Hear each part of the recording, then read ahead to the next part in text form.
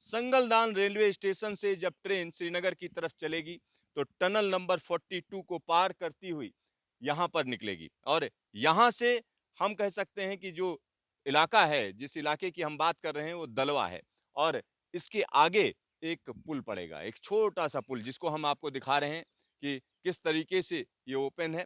और एक और चीज मैं आपको बता दूं, 111 किलोमीटर लंबे ट्रैक की जब हम बात करते हैं कटरा बनिहाल की, तो इसका ज्यादातर हिस्सा सुरंग से होकर जाता है। बीच में कुछ ही जगहें हैं जहां पर इस तरीके के पुल बनाए जा रहे हैं और इस तरीके का काम है जहां पर ओपन में आपको ट्रैक दिखेगा।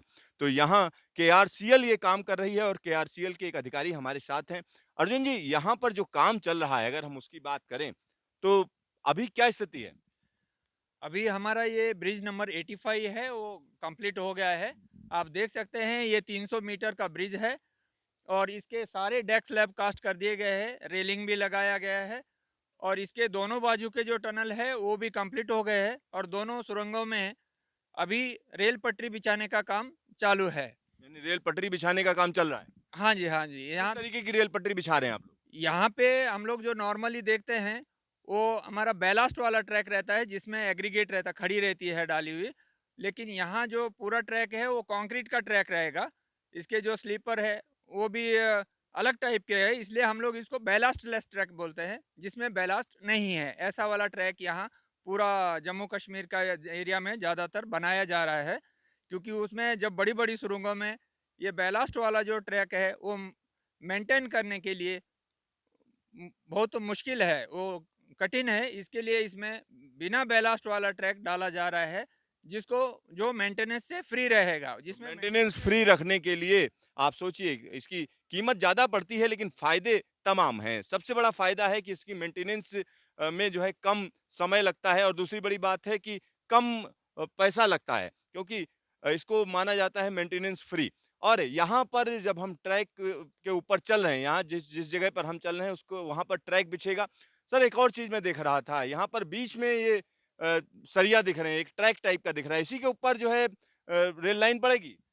हाँ, ये जो लोहे के जो रॉड ऊपर छोड़े गए हैं, ये ऊपर जो हमारा पटरी आएगा, उसका जो कंक्रीट आने वाला है, वो इसका उसमें ये रॉड जाएँगे। ये डेक के साथ में वो लिंक हो जाएगा।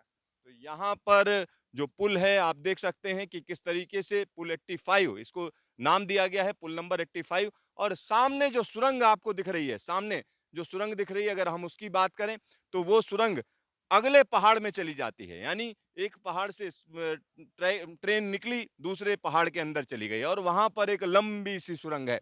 और आप एक और चीज देख सकते हैं कि वहां ढेर सारे हम कह सकते हैं कि स्लीपर्स रखे हुए हैं और वो अलग तरीके के स्लीपर्स हैं, क्योंकि यहाँ पर जो ट्रैक बिछाया जा रहा है बेलास्टलेस है। सर, जब पुल कोई बनाया जाता है तो उस पुल में क्या-क्या टेस्टिंग की जाती है? ये पुल का जो जब हम लोग पहले शुरू में इसका खुदाई करते हैं, तो उसके लिए उसका जो नीचे मट्टी रहती है, उसका बियरिंग कैपेसिटी देखा जाता है, जिसके हिसाब से ब्रिज डिजाइन होता है। और बाद में जब ये डेक बन जाता है, उसके बाद में वो जो हमारे स्पाइन रहते हैं, जिसको हम लोग ब्रिज का डेक कहते हैं, उसका लोड टेस्ट किया जाता है। तो ये जो अभी शटरिंग आप देख रहे हैं, लग रहा है ये ब्रिज बनने के बाद भी इसके ऊपर शटर्स खड़े किए हैं। ये शटर के अंदर जो है मटेरियल भर के इसका स्टेज में लोडिंग टेस्ट किया जाएगा, कि इसका जो है स्ट्रेंथ को परखा जाएगा। इसके लिए ये सभी काम अभी यहाँ पे तैयारी चल रही है, तो ब्रिज बन के तैयार हो गया है। तो आप सोचिए, ब्रिज बन चुका है, उसके बाद लोड टेस्टिंग का काम होना है, तो उसकी यहाँ पर तैयारी की जा रही है, यहाँ शटरिंग लगाई जा रही है। और आगे की अगर हम बात करें तो आगे आप देख सकते हैं कि किस तरीके से अगली सुरंग के अंदर ट्रैक बिछाने का काम चल रहा है। तो इस काम में बड़ी तेजी आई है, ये निश्चित तौर पर कहा जा सकता है और इसको जल्द से जल्द पूरा किए जाने की कोशिश की जा रही है। यहाँ पर आप तमाम चीजें देख सकते हैं। यहाँ मैं देख रहा था कि ये जो गिट्टी डाली गई है इस तरीके, ये क्या लोड टेस्टिंग के लिए डाली गई है या ये एक लेवल रहेगा ये? नहीं, ये तो जो अभी आपको इसके ऊपर मटेरियल डाला हुआ दिख रहा है, ये सिर्फ व्हीकल्स को आगे पीछे जाने के लिए ऐसा सुविधा बनाया गया है। इसको पूरा क्लीन किया जाएगा, साफ किया जाएगा और पूरा साफ होने के बाद ही उसके ऊपर लोड का टेस्ट किया जाएगा। तो यहाँ पर आप समझिए, यहाँ पर जो ये मटेरियल आपको दिख रहा है ये कोई ज़रूरी नहीं है कि यहाँ पर बना रहे, इसको हटाया जाएगा। अब एक और तरफ जो है हमारे कैमरामैन दिखा रहे हैं कि किस तरीके की घाटी है और किस तरीके की जगह है। अगर हम उसकी बात करें तो ये प्रोजेक्ट किसी भी तरीके से आसान नहीं है, काफ़ी डिफ़िकल्ट प्रोजेक्ट है।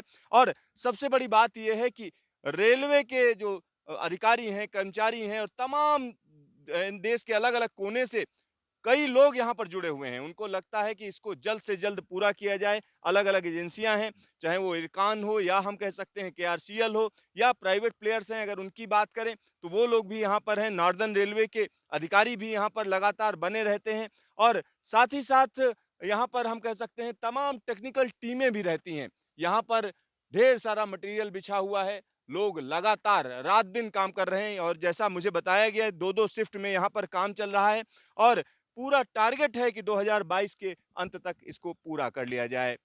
कैमरामैन डीके शर्मा के साथ सिद्धार्थ दलवा, न्यूज़ स्टेशन।